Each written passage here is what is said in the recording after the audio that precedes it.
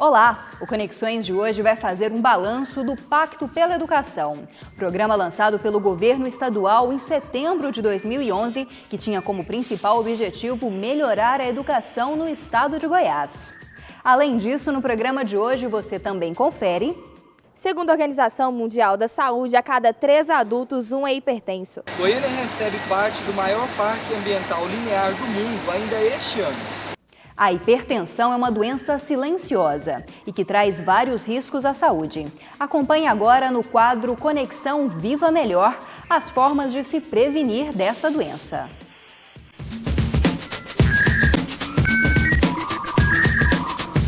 A hipertensão arterial ocorre quando a pressão do sangue sobre a parede da artéria é muito forte para fazer o sangue circular pelo corpo. Uma pessoa é considerada hipertensa quando a pressão arterial é igual ou superior a 14/9. O significado disso é que o indivíduo hipertenso ele tem mais risco de doença cardiovascular, de doença renal, de doença dos vasos, de doença cerebral. Ele tem mais infarto, ele tem mais derrame, ele tem mais doença dos rins e ele morre mais cedo. Então esse é o problema. A hipertensão pode ter causas hereditárias ou ser gerada por fatores externos, como a má alimentação, o sedentarismo e o estresse.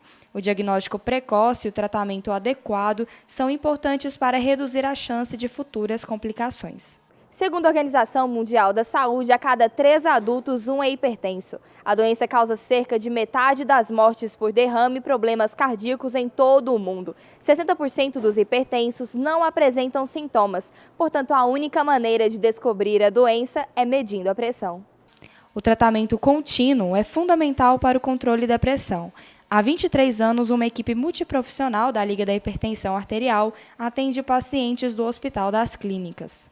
O trabalho da Liga é voltado para auxiliar os pacientes na mudança de hábitos, já que a maioria também é diabética e obesa. A intenção é sempre estipulando metas aos poucos para ele conseguir aderindo esse plano alimentar por completo. Então, o mais complicado mesmo é esse início da adesão, do porquê modificar, porquê que é o importante. Quem segue à risca as orientações sabe da importância de obedecer ao tratamento. Faço exercício, faço alimentação, a dieta completa do jeito que eles pedem, a gente acompanha tudo direitinho para não deixar a pressão voltar a subir.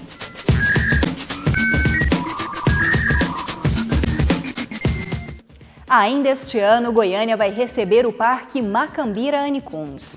Este será o maior parque linear do mundo, com mais de 24 quilômetros de extensão.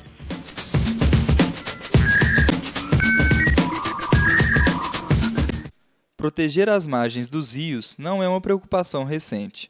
Com o crescimento da cidade vieram os problemas, como a falta de escoamento de água da chuva, desmoronamento de encostas e até enchentes.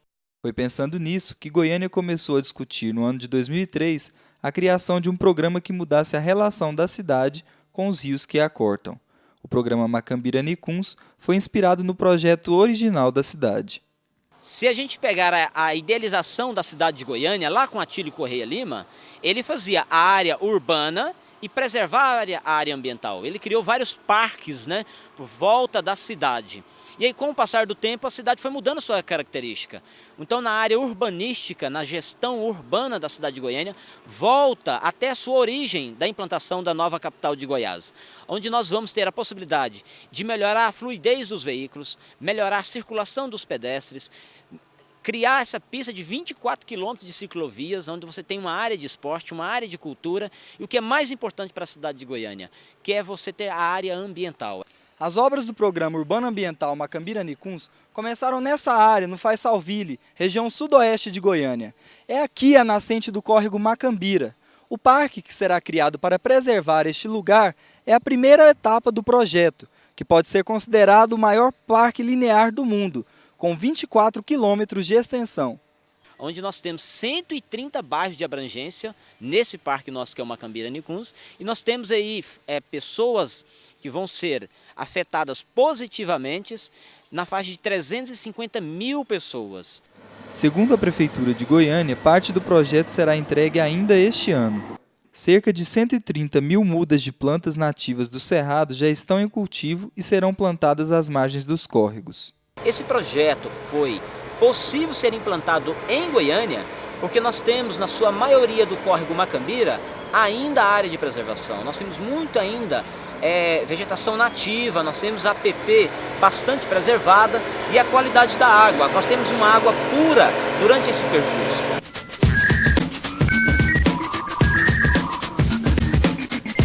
E no próximo bloco você acompanha um debate muito importante para a educação em Goiás. Vamos conversar a respeito do Pacto pela Educação, um programa lançado pelo governo estadual no ano passado que tinha como principal meta melhorar a educação no estado de Goiás.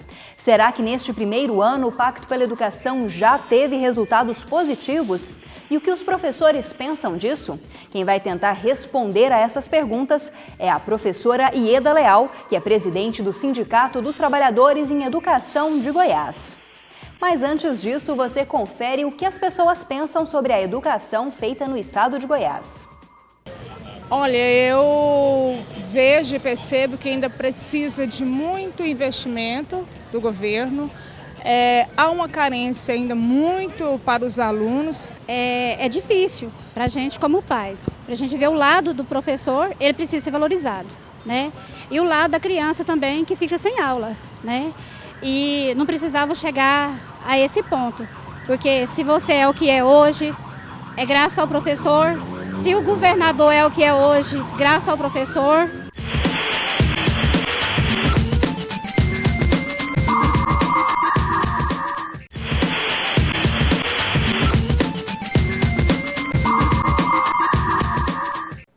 Em setembro do ano passado, o governo estadual, por meio da Secretaria Estadual de Educação, lançou o Pacto pela Educação, um programa que tem como principal objetivo melhorar a educação no estado de Goiás. Para falar mais sobre esse pacto, sobre as consequências que ele trouxe para a educação feita no estado de Goiás, o Conexões conversa agora com Ieda Leal, que é professora e presidente do Sindicato dos Trabalhadores em Educação do estado de Goiás. Olá, Ieda, o Conexões agradece a sua presença. Olá, eu que agradeço essa oportunidade de mais uma vez estar aqui para esclarecer algumas situações na educação pública do estado de Goiás. Antes de começarmos essa entrevista, você acompanha agora uma explicação geral sobre o que é este Pacto pela Educação. O Pacto pela Educação, definido pelo governo estadual como uma reforma educacional para Goiás, foi lançado em setembro do ano passado. Os principais objetivos deste plano eram mudar o ensino e o aprendizado nas escolas e também fazer com que Goiás fosse referência em educação para o restante do país. Na época do lançamento do pacto, o secretário de Educação, Tiago Peixoto, definiu assim a iniciativa. O pacto tem como meta fundamental transformar a educação do nosso estado. Nós não podemos conviver com os índices educacionais que nós temos hoje em Goiás.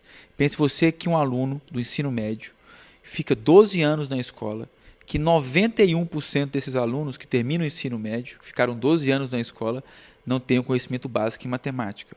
Então, é uma série de dados, de informações, um diagnóstico muito preciso que chama por uma mudança urgente.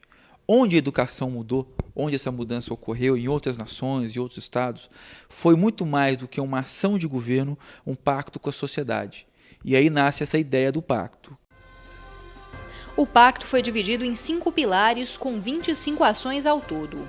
Os pilares do plano são: valorizar e fortalecer o profissional da educação por meio da valorização da carreira, da criação de uma escola de formação de professores, de uma academia de lideranças e da instituição da residência educacional.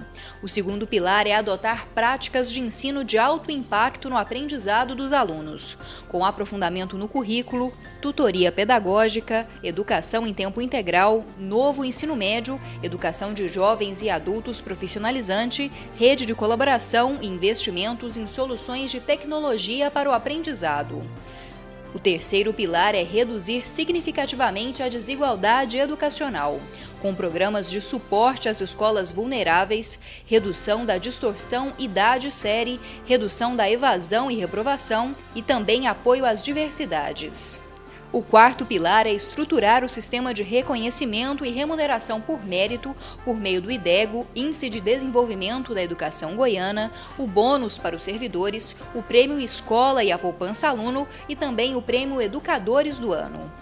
Por fim, o quinto pilar é realizar profunda reforma na gestão e na infraestrutura da rede estadual de ensino, com a integração com os municípios, a excelência em infraestrutura, a otimização de gastos, a excelência em gestão e também a escola modelo e comunidade. Uma das principais ações tomadas pelo governo depois de iniciado o pacto foi a realização da Prova Goiás, o Sistema de Avaliação Educacional do Estado de Goiás, o SAEGO. O exame foi realizado em novembro do ano passado e cerca de 136 mil alunos fizeram a prova. Apesar das promessas de melhoria na educação, alguns pontos do pacto não foram bem aceitos pelos professores da rede estadual. Apenas 5 meses depois do lançamento deste plano, os professores iniciaram uma greve geral por causa das mudanças nos salários que haviam sido achatados. Esta greve durou mais de 50 dias. Bom, Eda, para começar, vamos falar da greve, que foi o tema final dessa matéria. As reivindicações dos professores em relação ao achatamento dos salários e também ao cumprimento do piso salarial foram atendidas pelo governo estadual? Algumas reivindicações, sim. É bom lembrar que esse processo de mobilização, de paralisação, é um processo que é doloroso para todos nós, tanto para os trabalhadores como para os alunos, e a gente tem uma situação que a comunidade ela fica muito apreensiva. Nesta greve, nós tivemos muito apoio da comunidade, porque entendeu que nós estávamos defendendo o nosso estatuto. Então, o governo, ao mesmo tempo que dizia que defende uma educação pública de qualidade, ele estava retirando os direitos, como ele retirou alguns direitos de nós trabalhadores.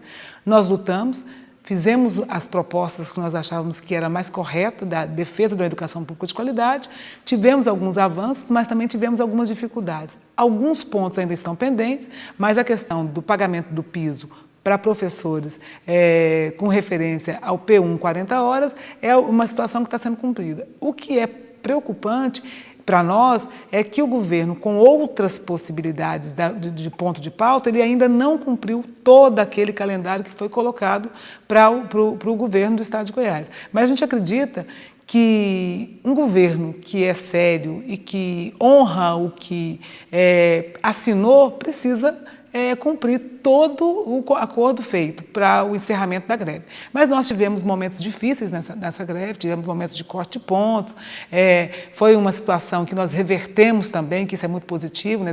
Houve o corte de pontos, mas depois houve o pagamento integral e nós pagamos para a sociedade, nós prestamos conta para a sociedade, efetivamente, da reposição, né? A sociedade confiou em nós e nós retribuímos isso, então a questão do calendário foi cumprido com muita organização dos trabalhadores da educação, a situação dos processos administrativos que foram abertos contra os trabalhadores da educação que estavam, no momento, em greve, também foram suspensos. Nós continuamos acompanhando esses processos para que, de fato, eles sejam arquivados, mas nós tivemos, eu acho que a grande vitória é a demonstração de força que nós, trabalhadores da educação, fizemos, não só para o Estado de Goiás, mas para o Brasil como um todo. Quer dizer, lutar para a questão da efetivação de uma lei que nós defendemos, que é a lei do piso, era a nossa tarefa. Nós estávamos ali defendendo aquilo que nós acreditamos, portanto, foi necessário fazer essa greve. Bom, agora indo diretamente ao tema do Pacto pela Educação. Nesse 1 ano de aplicação do plano, houve alguma melhora real na carreira do professor em Goiás? Nós acreditamos que essa proposta feita pelo governo do Estado de Goiás, através do secretário da Educação, de um pacto, esse pacto ele não pode ser visto só de um lado só. Faltou e está faltando no pacto as respostas que nós demos nas reuniões em que foram feitas ao longo do Estado todo e das propostas que nós fizemos. Quer dizer, ainda não é um pacto apresentado não foi um pacto apresentado para receber mais uma complementação. Até agora, o pacto continua com o mesmo formato que o governo apresentou. E isso é um erro, porque aí não é pacto, é uma apresentação de uma proposta e essa execução. Ela só vai dar certo se, de fato, os professores, os administrativos tiverem certeza que aquela proposta é uma proposta boa. Então, hoje não existe uma efetivação de um pacto, existe a efetivação de uma proposta de algumas pessoas que acreditam que a educação tem que ir para um caminho que nós não acreditamos, que é o caminho da separação, da divisão, de premiar alguns em detrimento de outros. É a questão da estruturação da escola tem que vir, mas num processo mais democrático do uso das verbas da escola para, de fato, corrigir algumas distorções da infraestrutura. Então, nós fizemos todas essas sugestões, e as sugestões que foram feitas pelos trabalhadores da educação, em todos os locais onde o governo fez, não foi ainda implementada por esse governo e nem aparece quando da apresentação do pacto. Então, na verdade, não houve essa prestação de contas do resultado desse diálogo que foi feito, né? O secretário ia lá, ele comunicava e depois ele tinha que ir para outros lugares, mas nós ficávamos para discutir das sugestões que foram feitas pelos trabalhadores em educação. Então, na verdade, nós precisamos reavaliar a proposta apresentada para, de fato, entender por que as sugestões dos trabalhadores elas não constam nesse pacto tão disseminado, tão propagado pela Secretaria da Educação. Bom, falando especificamente de um dos pontos desse pacto, que é a questão da valorização dos professores. Você acredita que essas propostas do governo, elas atendem aos interesses dos professores e aí a real necessidade dessa categoria? Da forma como está, não atende. Da forma como está, quer dizer, um pacto precisa, no primeiro momento, respeitar o plano de carreira, o estatuto do servidor. Ao desrespeitar o plano de carreira, já houve uma quebra nessa situação da valorização profissional. Precisa resgatar algumas questões, que é o profissional administrativo, que é educador e, portanto, ele precisa, de fato, ter essa valorização, esse reconhecimento. Não dá para tratar o professor de uma forma e tratar o administrativo de outra forma. Ele também é educador, ele tem que ter todas as condições de formação e condições de trabalho. Hoje, o que é que mais dificulta esse entendimento da valorização de um trabalhador dentro da escola? Não dá para um trabalhador receber menos que um salário mínimo, receber complementação. Então, de fato, você trabalha um lado, dizendo que paga o piso aqui, mas você desconhece, desconsidera o outro trabalhador que também faz parte do processo da educação das crianças, dos jovens e dos adultos que estão dentro das escolas. Portanto, precisa, de fato, para se falar em valorização, eu preciso reconhecer no outro essa grande possibilidade da ajuda e, logicamente, implementar uma proposta de valorização de todos os trabalhadores que estão dentro das escolas e também os trabalhadores que estão em outras unidades, como nas subsecretarias, como na sede central, são professores e, portanto, nós precisamos que esse olhar seja feito com esse recorte da valorização de cada pessoa que está dentro da escola, em qualquer outro espaço educativo, eles precisam ser valorizados em todos os seus aspectos, na formação, na questão de reconhecer que um plano de carreira ele não pode ser violentado para atender a expectativa apenas financeira do Estado de Goiás. Bom, Ieda, nós vamos para um rápido intervalo agora, mas a gente continua discutindo o Pacto pela Educação e a educação de uma forma em geral que é feita aqui no Estado de Goiás. Não saia daí, o Conexões volta em instantes.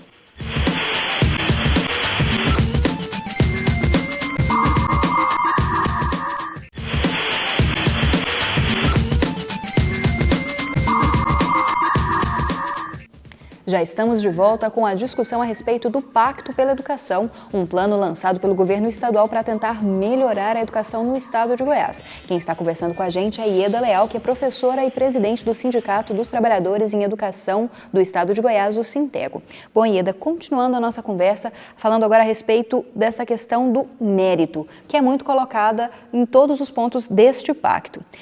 Muitos professores que são considerados os bons profissionais podem ser beneficiados com um auxílio financeiro e também os considerados bons alunos com esse mesmo auxílio financeiro. Como você acredita que isso muda a educação? Isso realmente muda? O mérito é uma forma de se melhorar a educação no Estado? Nós acreditamos que é uma forma distorcida de olhar e enxergar a realidade. Todos os professores passaram por uma prova, são funcionários públicos e eles já tiveram a avaliação para se transformar em um trabalhador no serviço público professores. Isso é uma situação. A outra questão é achar que em um universo grande de aproximadamente mais de 30 mil trabalhadores, eu vou poder agora ter um olhar só para aqueles que são, entre aspas, bons profissionais, boas práticas. Isso é muito ruim, isso é discriminação. O que eu preciso é fazer um investimento na carreira e eu preciso parar de achar que penduricalhos, R$ 1.000, R$ 2.000, R$ 3.000 dado, aplicado para esses trabalhadores, possam reverter algum tipo de situação. Você cria uma situação dentro da escola e você não cria aquilo que nós estamos lutando, a valorização profissional. Eu quero ter um salário digno, eu posso ter a dedicação exclusiva e eu preciso ter um espaço para formação. Aliado a essas situações todas, o governo do Estado de Goiás, se fizesse isso, teria bons profissionais em todas as unidades. O que nós temos hoje? Não avalia a realidade. Nós temos profissionais que trabalham em 3 espaços, nós temos profissionais que não têm dedicação exclusiva e nós temos dificuldade na formação porque a carga horária do professor é a carga horária mais extensa que pode existir. Portanto, o que eu preciso fazer? Medidas outras precisam ser tomadas. Que outras medidas?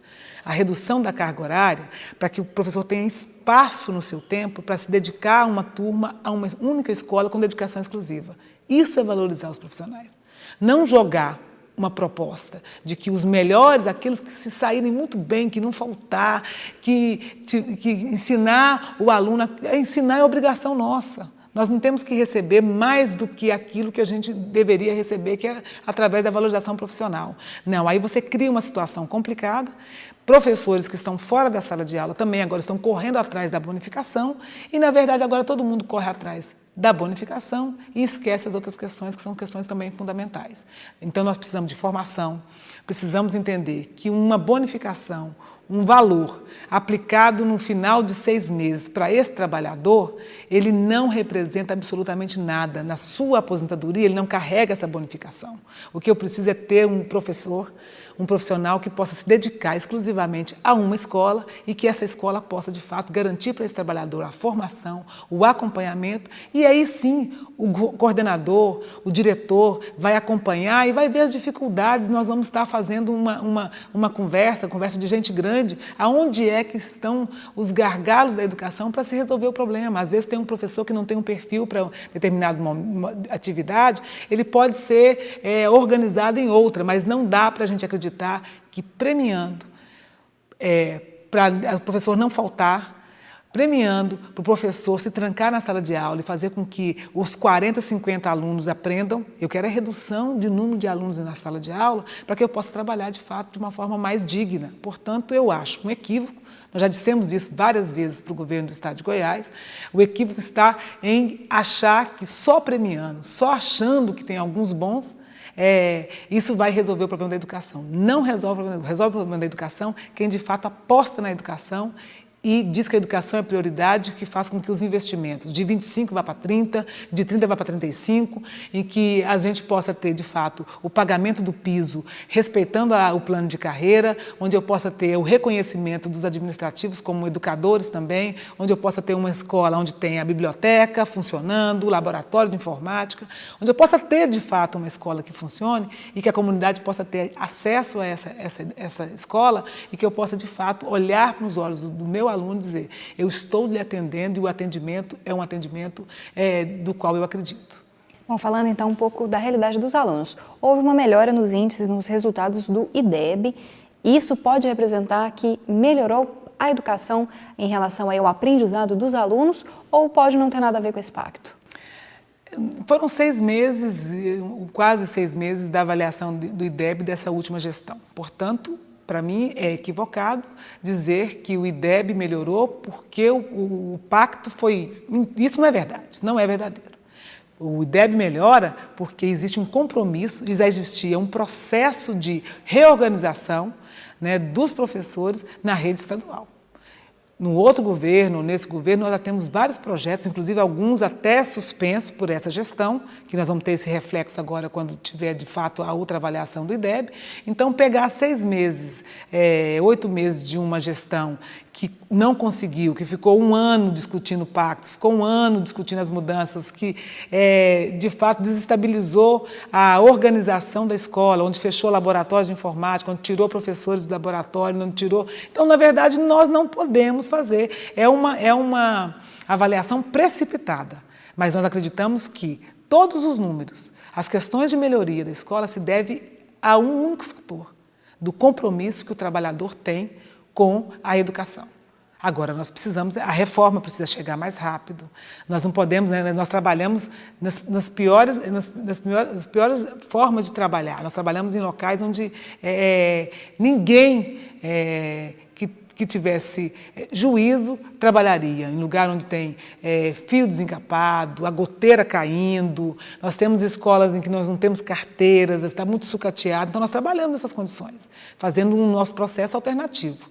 Mas se deve à melhoria dos números, e eu acho que ninguém pode vir a público dizer que isso não é da responsabilidade do professor, da professora e do administrativo, do corpo todo dessa escola que tem feito um bom trabalho. Aí sim. Agora, eu acho que a melhoria do IDEB deveria ser uma desculpa do governo vir e dizer assim, olha, agora como está melhorando, nós vamos implementar o piso, vamos valorizar os administrativos, vamos fazer as reformas da forma mais rápida possível, vamos mudar a estrutura, vamos garantir os laboratórios funcionando, pessoas nos locais certos, vamos garantir que na formação esteja o reconhecimento. Para mim, os números precisavam traduzir isto na boca do governo do Estado de Goiás.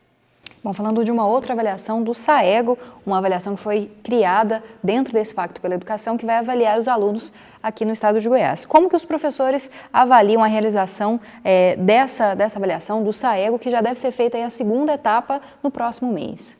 Eu acho que a gente encara essas avaliações com muita tranquilidade. O problema é que a avaliação deveria nos ajudar, deveria ajudar o governo a enxergar a verdadeira posição da educação e não como uma forma punitiva. Então, quem faz a avaliação faz para entender que é necessário que haja mudanças porque tem alguma coisa que não está dando certo.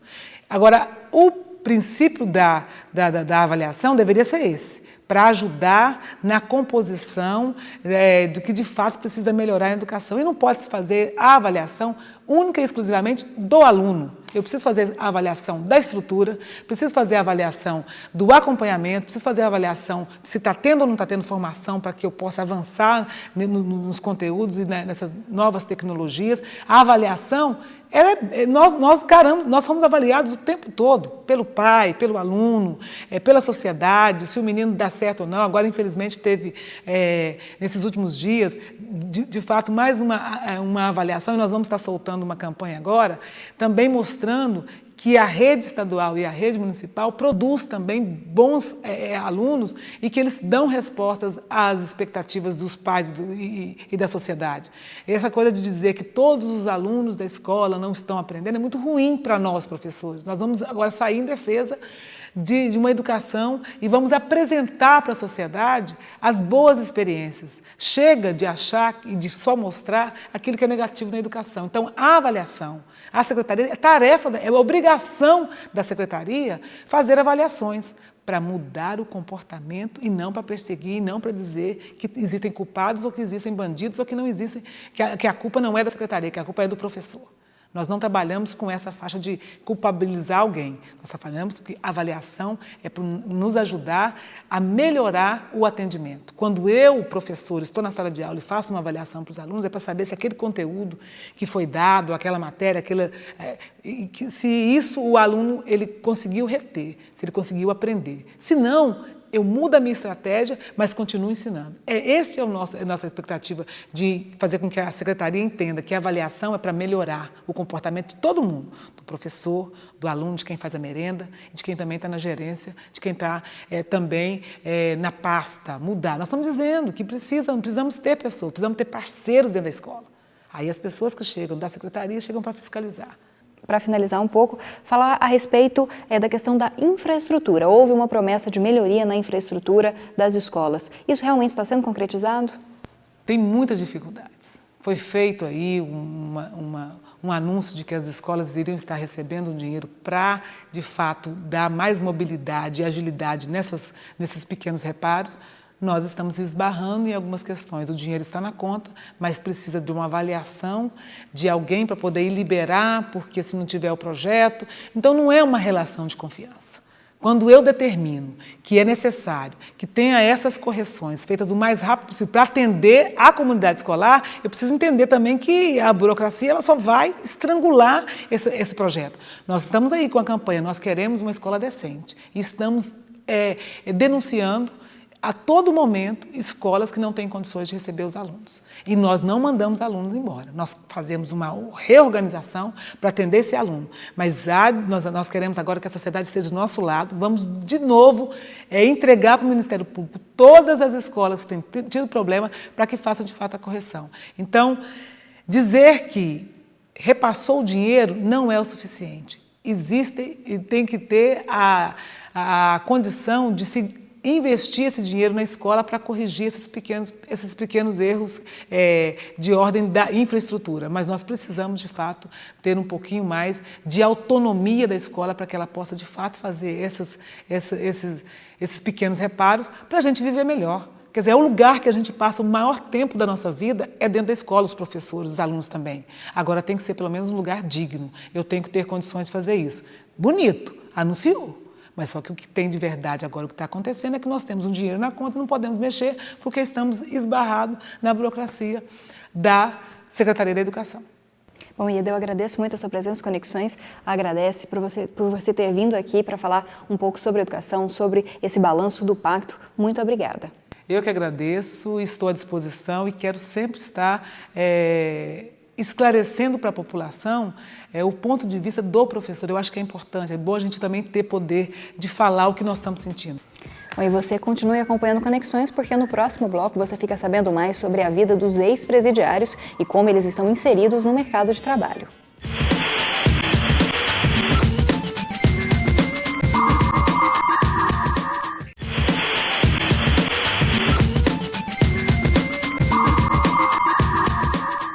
O Conexões já está de volta, trazendo, como sempre, dicas interessantes de eventos culturais, acadêmicos e artísticos para você. Acompanhe agora o Conexão Urbana.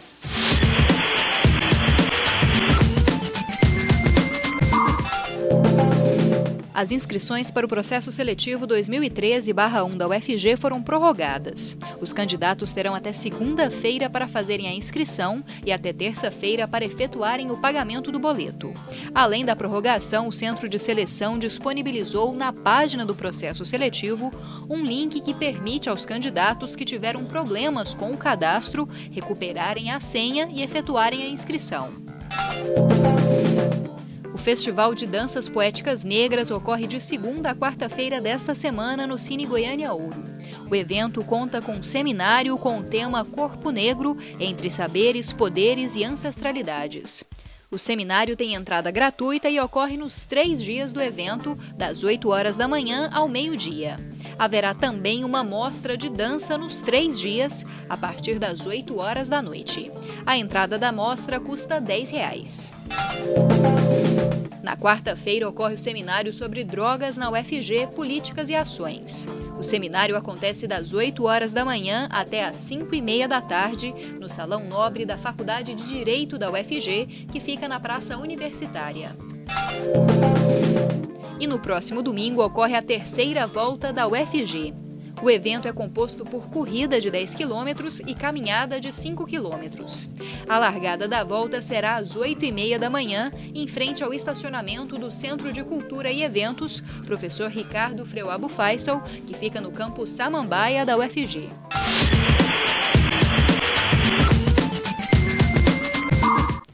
Você tem ideia de como é a vida dos presidiários e também dos ex-presidiários que deixam as cadeias todos os dias no Brasil? Se ficou interessado neste tema, acompanhe agora uma reportagem feita pelo programa Em Vista, da TV da Universidade Federal de Minas Gerais. De acordo com o Conselho Nacional de Justiça, em 2010, 9 governos estaduais e prefeituras aprovaram leis que estimulam ou obrigam empresas contratadas pelo poder público a ter entre os funcionários uma cota de 2 a 10% de ex-detentos. Dizem que a execução penal serve para você reinserir alguém na sociedade, mas às vezes essa pessoa nem estava inserida, às vezes ela nem teve tantas oportunidades na vida, por isso o trabalho do preso é importantíssimo. E começar quando está preso ainda, para ele se sentir valorizado, para ele se sentir uma pessoa. Tá? Aqui em Minas Gerais, há muitos anos, nós temos as APACs, tá? Que são convênios feitos com o do Estado para incentivar o trabalho desses presos. Se você for nos presídios que tem esse sistema, vocês vão ver que os presos eles não ficam nem trancados, eles vão para a cela, eles mesmos trancam as celas, eles têm essa disciplina, porque eles se sentem valorizados, a taxa de reincidência, a taxa de fuga é baixíssima, quase irrisória, e posteriormente, após esses incentivos, também os incentivos em obras públicas, que também muitas vezes são empregos que são mais certos no futuro do que ficar costurando ou do que ficar fazendo bola, mexendo com pingente, coisa que às vezes o mercado não é muito grande. Em Minas Gerais, além do programa de apoio ao ex-detento, o governo oferece às empresas que contratam ex-presidiários subvenção econômica de 2 salários mínimos para cada ex-preso contratado. O benefício e a falta de mão de obra em algumas áreas ajudam a vencer o preconceito. Todo trabalho que eu encontrava barrava em um item. Eles pedem, nada consta, é aquela folha. Então ali já me desarmava, já teria que procurar outra vaga. E aí acaba que a gente trabalha com serviço informal. Eu fiz uma entrevista para uma empresa e essa empresa ela estava atrás desse perfil mesmo, de um egresso do sistema prisional. E então eu fiz a entrevista toda e em um certo momento ele me perguntou qual era o artigo que eu tinha sido preso. E aí eu senti que nessa hora a minha vaga foi embora. Porque na verdade eu me envolvi em um assalto. Então, quem quer um assaltante dentro da sua empresa? A empresa ela já tem um viés de sustentabilidade, né? Então eu acho que isso facilita, com certeza, até para uma prática tão arrojada, tão inovadora. E aí atendemos com isso dois viés, duas partes desse tripé, né, de sustentabilidade, que seria o viés econômico e o viés social. O econômico em função da escassez de mão de obra, que é uma realidade do nosso setor. E o social, porque com isso nós contribuímos efetivamente para a redução da criminalidade, seja no entorno dos nossos empreendimentos, seja de um modo geral para a sociedade, né, garantindo emprego para essas pessoas. E foi fazendo bicos de pintor que Jean Alexandre conseguiu sobreviver nos primeiros meses fora da prisão. E o acaso fez com que ele descobrisse uma nova vocação. Há um tempo atrás eu pintei a casa da minha mãe. E a partir desse momento eu virei pintor. Então a necessidade faz a situação, né? Então eu peguei alguns trabalhos de pintura e... Paralelo a isso, eu estudei uma faculdade de publicidade, ainda não completei, e também estudei um curso de tecnólogo em eventos, então eu tenho alguma experiência nessa área, então eu consegui garimpar alguns trabalhos nessa área. E minha família teve um papel fundamental, eu só estou aqui agora com você porque eu tenho família, porque senão eu estaria novamente preso, sabe? Porque é muito difícil. O ex-presidiário ou o egresso, ele sai sem norte, sem rumo, sem trabalho, às vezes sem família. A família já não acredita, sabe? Não tem apoio, não tem amigo. E quem apoia é o crime. Esta matéria que você acabou de conferir foi produzida pelo programa Em Vista, da TV da Universidade Federal de Minas Gerais. Ela foi compartilhada com a TV UFG por meio da Rede IFES, que é uma rede de compartilhamento de produções audiovisuais entre as universidades brasileiras. E é com esta reportagem que o Conexões de hoje chega ao fim. Este programa é produzido em parceria com o Laboratório de Produções Audiovisuais Integradas da Faculdade de Comunicação e Biblioteconomia da UFG e também com a Assessoria de Comunicação da Universidade Federal de Goiás. Mas você também pode ser um parceiro do Conexões. É só mandar sugestões de pauta, perguntas, matérias prontas ou até mesmo críticas. Você faz isso acessando as redes sociais ou então enviando um e-mail para o programa. Você também pode assistir a todos os episódios que já foram produzidos até hoje no blog do Conexões. E ainda pode acompanhar o Conexões e toda a programação da TV UFG no canal 14 da NET. Eu te espero no próximo sábado, às 8h15 da noite. O programa tem reprises em 2 horários no domingo, ao 12h15 e às 9h15 da noite. Uma ótima semana!